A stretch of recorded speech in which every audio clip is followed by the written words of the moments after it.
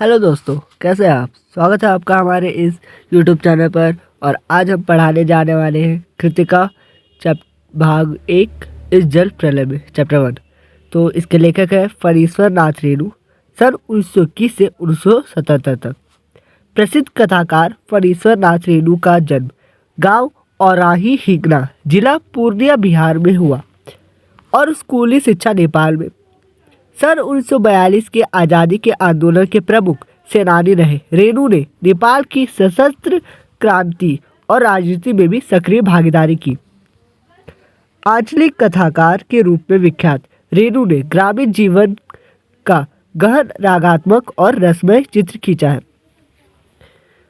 अपनी विशिष्ट भाषा शैली द्वारा उन्होंने हिंदी कथा साहित्य को नया आयाम दिया। प्रमुख कृतियाँ हो गई मैला आंचल, परती परी कथा, कितने चौराहे, उपन्यास, ठुमरी हो गया, आदिम रात्रि की महक, अग्निखोर। कहानी संग्रह में आता है रिंजल धंजल, नेपाली क्रांति कथा, रिपोर्ताज। तो अब हम स्टार्ट करते हैं चैप्टर। तो आगे बढ़ते हैं। जल प्रलय में फणीश्वर नाथ रेणु के बारे में वे कहते हैं, मेरा गांव ऐसे इलाके में है जहाँ हर साल पश्चिम, पूर्व और दक्षिण की कोसी, पनार, महानंदा और गंगा की बाढ़ से पीड़ित प्राणियों के समूह आकर पनाह लेते हैं। सावन भादों में ट्रेन की खिड़कियों से विशाल और सपाट परती पर गाय, बैल, भैंस, बकरों के हजारों झुंड मुंड देखकर ही लोग बाढ़ की भीषिका का अंदाजा लगाते हैं। तो यहाँ पे पॉइंट है, यहाँ पे जो शब्द के ऊपर नंबर 1, नंबर 2 और नंबर 3 लिखा है उसका अर्थ क्या होता है। तो यहाँ पे कुछ ऐसे वर्ड आ जाते हैं जिनका अर्थ हमें नहीं पता होता है। जैसे यहाँ पनाह है, यहाँ कुछ इम्पोर्टेंट नोट्स कर दिए हैं और आप भी जो नहीं समझ में आ रहा है आप उसे सर्च करके पता कर सकते हैं। तो यहाँ पे जैसे क्या है, पनाह का अर्थ होता है शरण लेना या फिर आड़ में आना। उसके बाद परती का अर्थ होता है वह जमीन जो जोती बोई ना जाती हो। और विभीषिका का अर्थ होता है भयंकरता। तो आगे बढ़ते। तो पाठ में ना मतलब बहुत सारे ऐसे छोटा मेन पॉइंट्स होता है जो आपको हिंदी पढ़ने में और आपको पढ़ने में बहुत ज़्यादा ही जो आवश्यकता में पड़ेगा। तो मेरे साथ जुड़े रहें और मैं आपको ऐसे नई चीज़ें बताता रहूँगा। इसमें बहुत कुछ है हिंदी में और सभी सब्जेक्ट बहुत अच्छे हैं। तो आगे बढ़ते हैं। परती क्षेत्र में जन्म लेने के कारण अपने गांव के अधिकांश लोगों की तरह मैं भी तैरना नहीं जानता। तो कौन बोलते हैं, फणीश्वर कहते हैं। किंतु 10 वर्ष की उम्र से पिछले साल तक बॉय स्काउट, स्वयंसेवक, राजनीतिक कार्यकर्ता अथवा रिलीफ वर्कर की हैसियत से बाढ़ पीड़ित क्षेत्रों में काम करता रहा हूँ। और लिखने की बात हाई स्कूल में बाढ़ पर लिखकर प्रथम पुरस्कार पाने से लेकर धर्मयुग में कथा दशक के अंतर्गत बाढ़ की पुरानी कहानी को नए पाठ के साथ प्रस्तुत कर चुका हूँ। जय गंगा 1947, डायन कोसी 1948, हड्डियों का पुल 1948 आदि छुटपुट रिपोर्ताज के अलावा मेरे कई उपन्यासों में बाढ़ की विनाश लीलाओं के अनेक चित्र अंकित हुए हैं। किंतु गांव में रहते हुए बाढ़ से घिरने, बहने, भसने और भोगने का अनुभव कभी नहीं हुआ।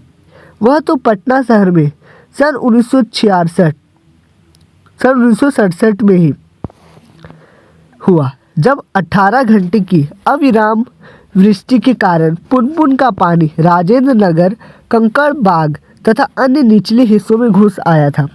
अर्थात बाढ़ को मैंने भोगा था शहरी आदमी की हैसियत से। इसलिए इस बार जब बाढ़ का पानी प्रवेश करने लगा, पटना का पश्चिमी इलाका छाती भर पानी में डूब गया। तो हम घर में ईंधन, आलू, मोमबत्ती, दिया सलाई, पीने का पानी और कंपोस्ट की गोलियां जमा कर बैठ गए और प्रतीक्षा करने लगे। सुबह सुना राजभवन और मुख्यमंत्री निवास पल्लावित हो गया। यहाँ पल्लावित के बारे में जानते क्या है, जिस पर बाढ़ का पानी चढ़ आया हो, जो जल में डूब गया हो। मतलब मुख्यमंत्री निवास में डूब गया था। दोपहर में सूचना मिली गोलघर जल से घिर गया है। यो सूचना बांग्ला में इस वाक्य पे मिली थी। मतलब जो लेखक थे उन्हें यह सूचना किस भाषा में मिली? बांग्ला में। और वाक्य था जानो गोलघर डूब गेले आछे। तो बांग्ला में सुनते हैं कि जानो गोलघर डूबे गेछे, मतलब कहते हैं इसका अर्थ है जानते हो गोलघर डूब गया है। और 5 बजे जब कॉफ़ी हाउस जाने के लिए तथा शहर का हाल मालूम करने के लिए निकला तो रिक्शा वाले ने हंसकर कहा, अब कहाँ जाइएगा? कॉफ़ी हाउस में तो अबले मतलब अभी तक पानी आ गया होगा। अबले का अर्थ होता अभी तक पानी आ गया होगा। चलो पानी कैसे घुस गया है वही देखना है। कहकर हम रिक्शा पर बैठ गए। साथ में नई कविता के एक विशेषज्ञ व्याख्यात आचार्य कवि मित्र थे।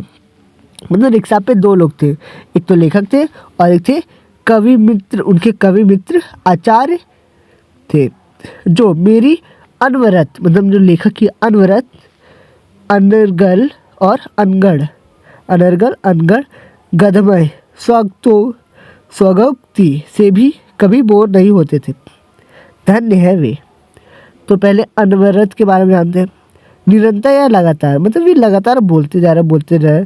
और अनर्गल मतलब कि बेतुकी विचारहीन मनमाने, मतलब कुछ ही बोलते रहे लेखक और वे सुनते रहते। अनगढ़ बेडौल टेढ़ा मेढ़ा कुछ ही बोल देते। गदमय स्वग उक्ति यहाँ 2 शब्दों से मिलकर बना है। तो यहाँ हम संधि के बारे में भी जानते हैं, जैसे कि मैंने क्लास में बताया स्वग प्लस उक्ति मतलब अपने आप में कुछ बोलना। अगर आप संधि को अच्छा समझ सकते हैं तो आप अपने आप से कुछ भी शब्द को आराम से समझ सकते हैं। जहाँ पे मैंने ये बोला स्वगोक्ति, इसका अर्थ क्या हुआ?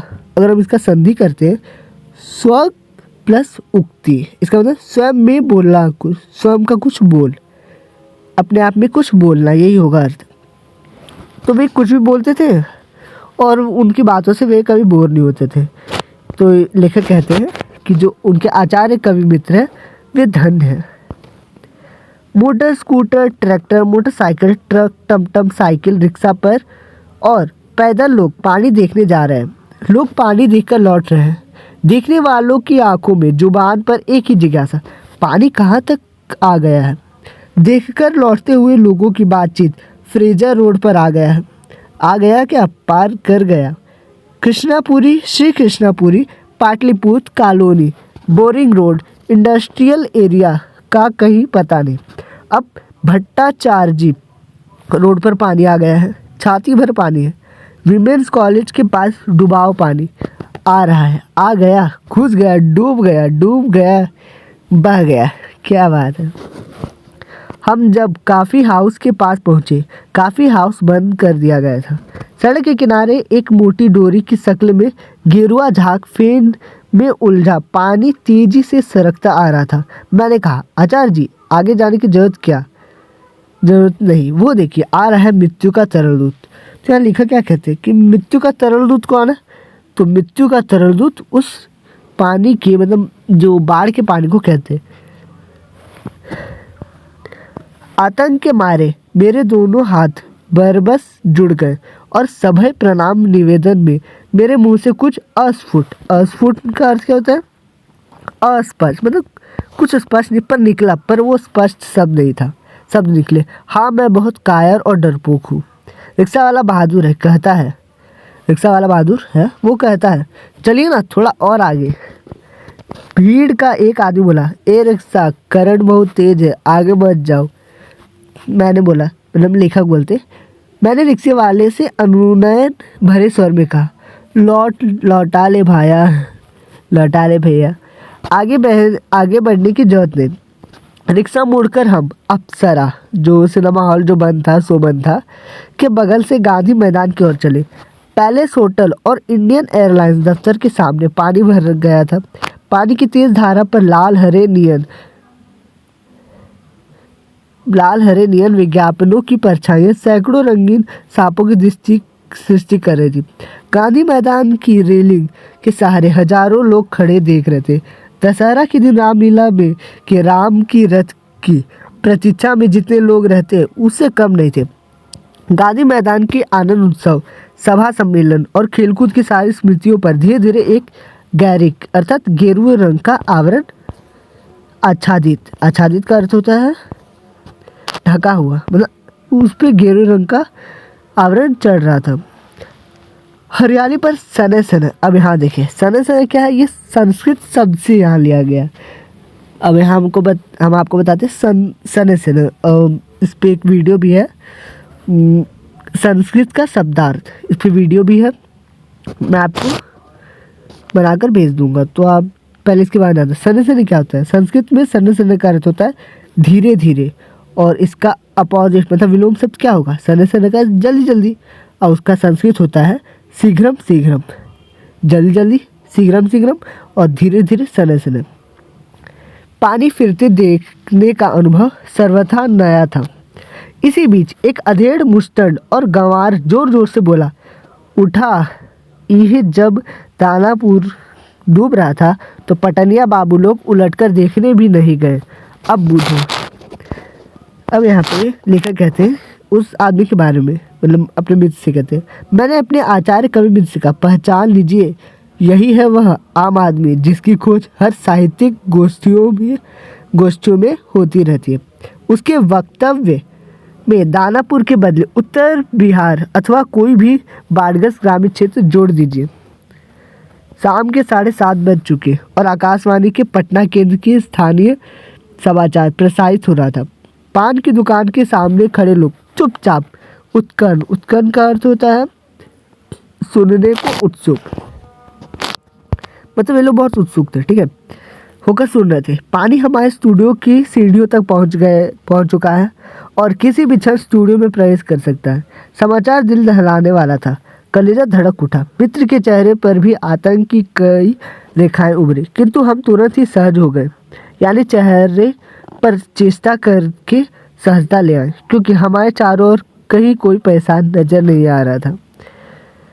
पानी देकर लौटते लोग आम दिनों की तरह हंस बोल रहे थे, बल्कि आज तनिक अधिक ही उत्साहित थे। हाँ, दुकानों में थोड़ी हड़बड़ी थी। नीचे के सामान ऊपर किए जा रहे थे। रिक्शा, टमटम, ट्रक और टेम्पो पर सामान लादे जा रहे थे। खरीद बिक्री बंद हो चुकी थी। पान वालों की बिक्री अचानक बढ़ गई थी। आसन पास आया हुआ संकट से कोई प्राणी आतंकित नहीं दिख रहा था। पर जो बाढ़ आया था उससे कोई ज़्यादा परेशानी, मतलब भयभीत कोई नहीं दिख रहा था, डर रहा हुआ, सब खुश थे। पान वाले के आदमकद आईने में उतरने लोगों के बीच हमारी ही सूरतें मुहर्रमी नजर आ रही थी। क्या बोला? पान वाले के आदमकद आईने में उतरने लोगों के बीच हमारी ही सूरतें मुहर्रमी नजर आ रही थी। मुझे लगा अब हम यहाँ थोड़ी देर भी ठहरेंगे तो वहाँ खड़े लोग किसी भी क्षण ठठाकर हम पर हंस सकते थे। मतलब वहाँ पे जितने भी लोग थे पान दुकान पर, तो सब खुश थे, मतलब नॉर्मल थे। पर जो लेखक और उनके मित्र थे उन दोनों को देख के मतलब दोनों क्या थे, हक्के बक्के थे कि क्या होगा। दोनों परेशान में थे और उनको चेहरा देख के कोई भी हंस देता, इसलिए वो दोनों वहाँ से निकल गए। शायद कहते जरा इन बुजदिलों का हुलिया देखो, क्योंकि वहाँ ऐसी ही बातें चारों ओर से उछाली जा रही थी। एक बार डूब ही जाए। धनुष कोटि, क्या है ये? एक स्थान का नाम है, हाँ, धनुष कोटि की तरह पटना लापता ना हो जाए कहीं, सब पाप धुल जाएगा। चलो गोलघर के मुंडे पर ताश की गड्डी लेकर बैठ जाए। बिस्को मान बिल्डिंग की छत पर क्यों नहीं? भाई यही माकूल मौका है। इनकम टैक्स वालों को इसी मौके पर काले कारोबारियों के घर पर छापा मारना चाहिए। आसामी बामाल क्या बोल रहा है? राजेंद्र नगर चौराहे पर मैगजीन कॉर्नर की आखिरी सीढ़ियों पर पत्र पत्रिकाएं पूर्ववत बिछी हुई थी। सोचा एक सप्ताह की खुराक एक ही साथ ले लूँ। क्या ले लूँ? हेडली चेंज या एक ही सप्ताह में फ्रेंच जर्मन सिखा देने वाली किताबें अथवा योग सिखाने वाली कोई सचित्र किताब।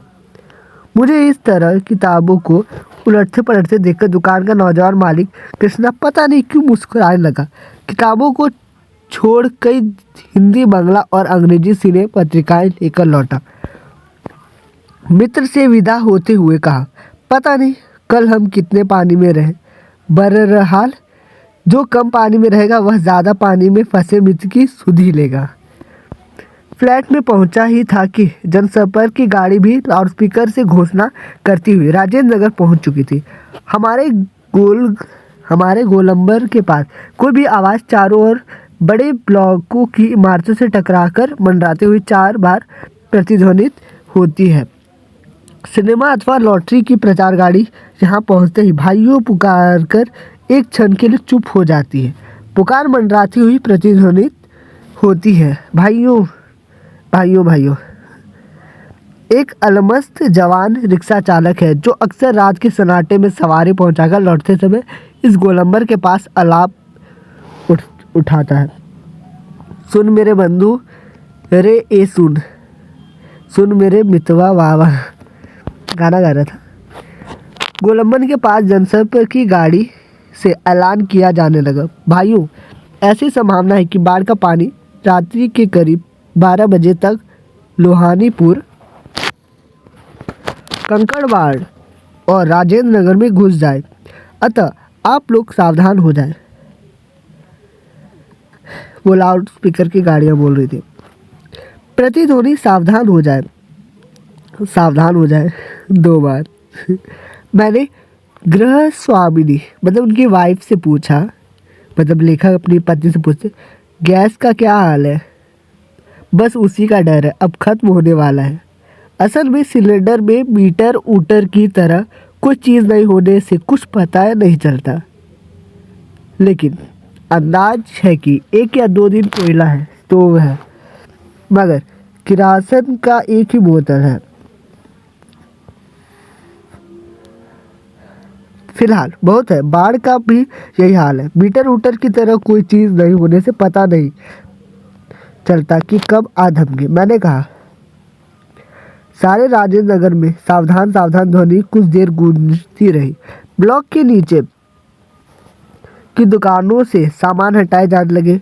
मेरे फ्लैट के नीचे दुकानदार ने पता नहीं क्यों इतना कागज इकट्ठा कर रखा था, एक अलाव लगाकर सुलगा दिया। हमारा कमरा धुएं से भर गया। सारा शहर जगा हुआ है। पश्चिमी की ओर कान लगाकर सुनने की चेष्टा करता हूँ।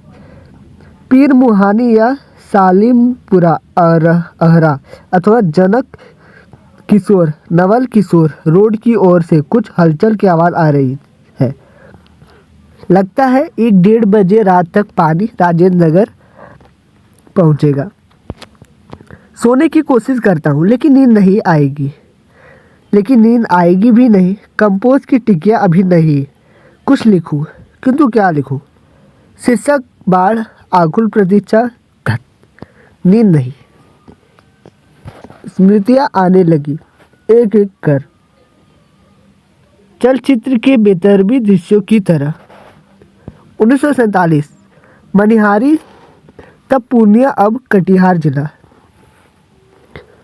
इस इलाके में गुरुजी स्व सतीनाथ भादुड़ी के साथ गंगा मैया की बाढ़ से पीड़ित क्षेत्र में हम नाव पर जा रहे हैं।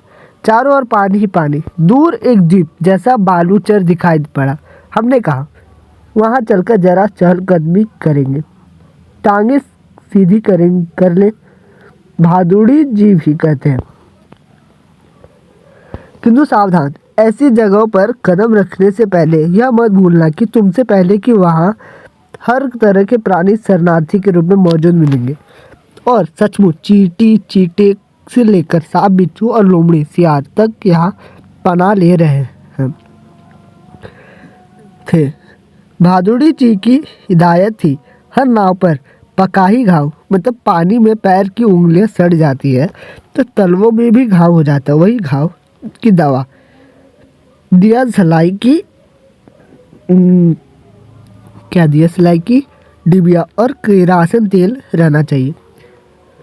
और सचमुच हम जहाँ जाते खाने पीने की चीज़ें से पहले पकाई गाँव की दवा और दिया सिलाई मांग की होती। 1949 उस बार महानंदा की बाढ़ से घिरे वापसी थाना के एक गांव में हम पहुंचे। हमारी नाव पर रिलीफ के डॉक्टर साहब थे। गांव में कई बीमारों को नाव पर चढ़ाकर कैंप में ले जाना था। एक बीमार नौजवान के साथ उसका कुत्ता भी कुई कुई करता हुआ नाव पर चढ़ गया। डॉक्टर साहब कुत्ते को देखकर भीषण भयभीत हो गए और चिल्लाने लगे, अरे अरे कुकुर नहीं, कुकुर को भगाओ। बीमार नौजवान छप से पानी में उतर गया। हमारा कुकुर नहीं जाएगा तो हम भी नहीं जाएगा। फिर कुत्ता भी छपाक से पानी में गिर गया। तो यहाँ पर लेखक के मन में आता है कि जो कुत्ता क्या कहना चाहता है। लेखक वे कहते हैं कि हमारा आदमी नहीं जाएगा तो हम भी नहीं जाएगा। परमान नदी की बाढ़ में डूबे हुए एक मुसहरी, मतलब मुसहरों की बस्ती, मुसहरी के बारे में जानते हैं। एक जाति आदिवासी जो दोने पत्थर आदि बनाने का काम करती है। ठीक है, मुसहरों क्या होता है, दोने पत्थर बनाने वाले करती है, उसे मुसहरी करती है।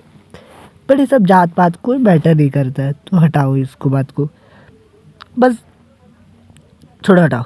उनकी बस्ती थी, तो वहाँ पे हम रात बांटने गए। खबर मिली थी वे कई दिनों से मछली और चूहों को झुलसाकर खा रहे हैं, किसी तरह जी रहे हैं। किंतु टोले के पास जब हम पहुँचे तो ढोलक और मंजीरा की आवाज़ सुनाई पड़ी। जाकर देखा, एक ऊंची जगह मचान बनाकर स्टेज की तरह बनाया गया है। बलवाही, एक प्रकार का लोक नृत्य, बलवाही नाच हो रहा था। लाल साड़ी पहनकर काला कलूटा नटुआ दुल्हन का हाव भाव दिखला रहा था, यानी वह धानी है।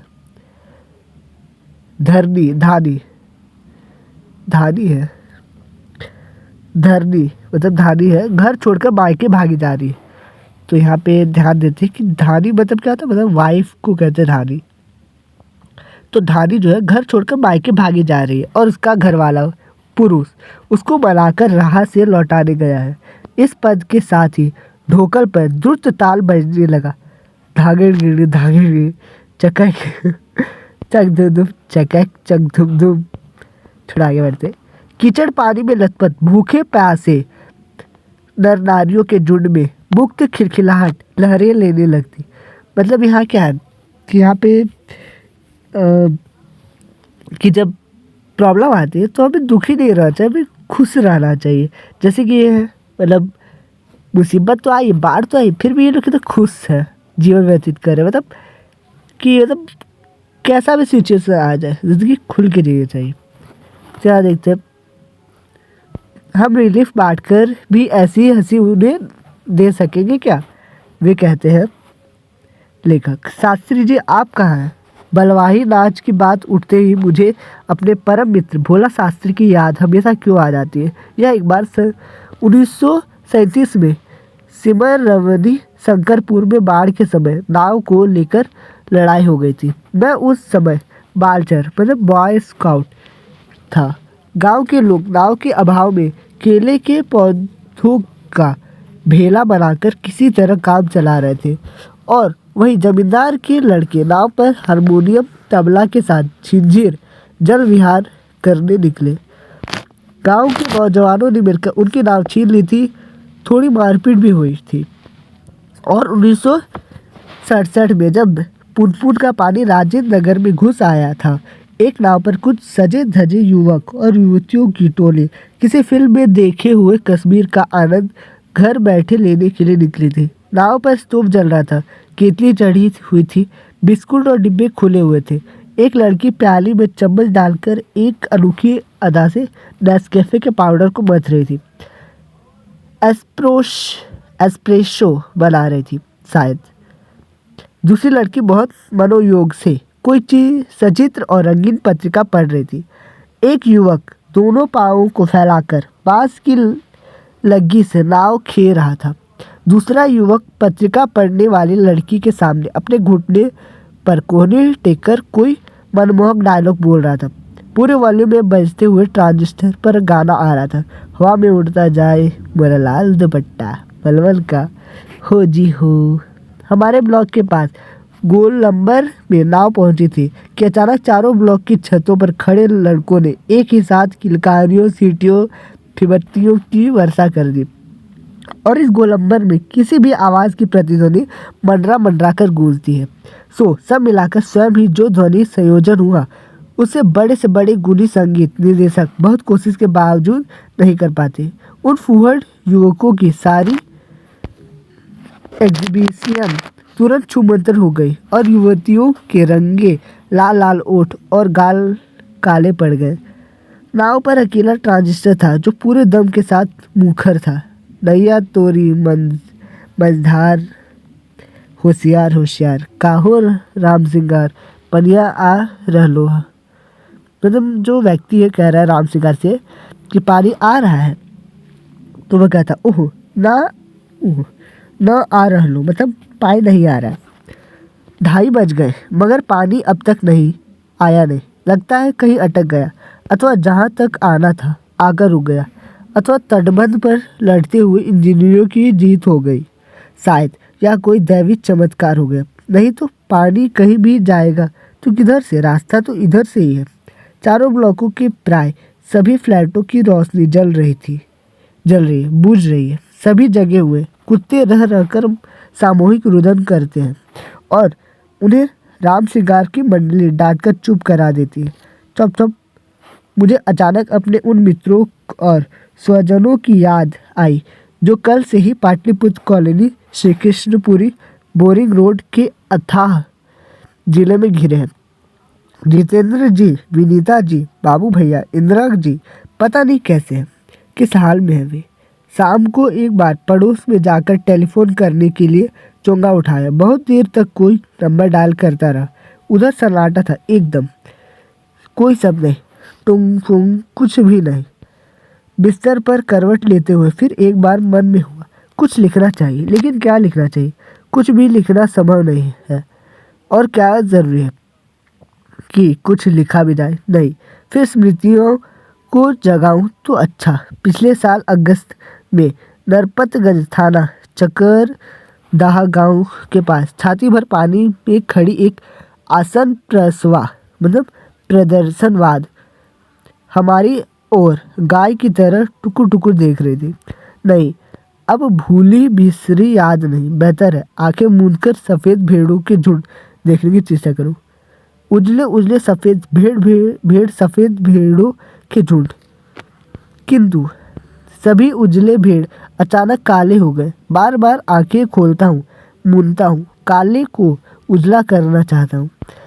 भेड़ों के झुंड भूरे हो जाते थे।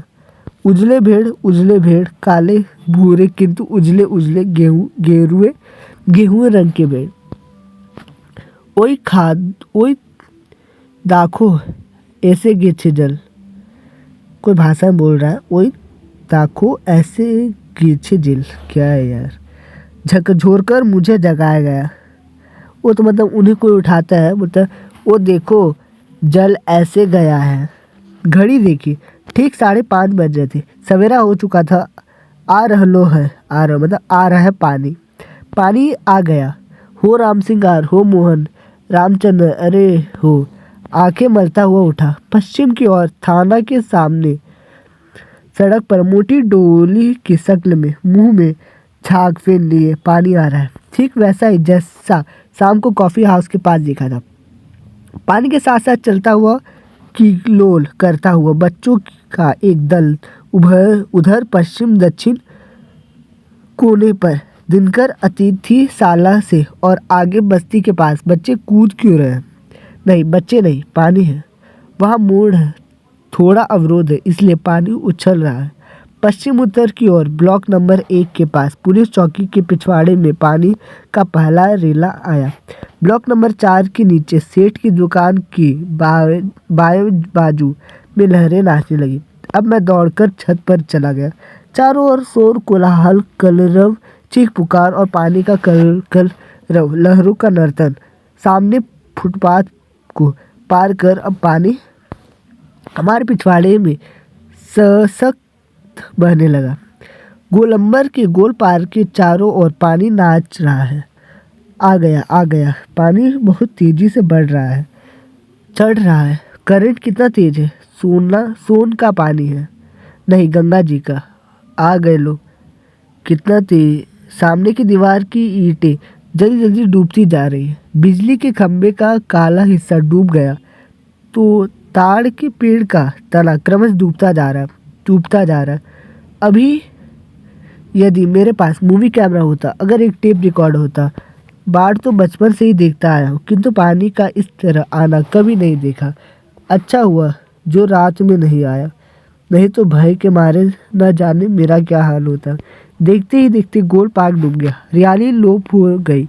अब हमारे चारों ओर पानी नाच रहा था, भूरे रंग के भेड़ों के झुंड, भेड़ दौड़ रहे हैं, भूरे भेड़। वह चाय वाले की झोपड़ी चली गई। काश मेरे पास एक मूवी कैमरा होता, एक टेप रिकॉर्ड होता, तो क्या होता। अच्छा है, कुछ भी नहीं। कलम थी, वह भी चोरी चली गई।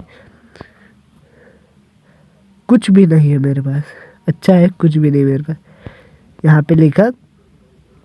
तो पाठ समाप्त हो चुका है और अब हम अगले लेक्चर में इसका प्रश्नोत्तर करवा देंगे। तो हमारे वीडियो से जुड़ने के लिए धन्यवाद।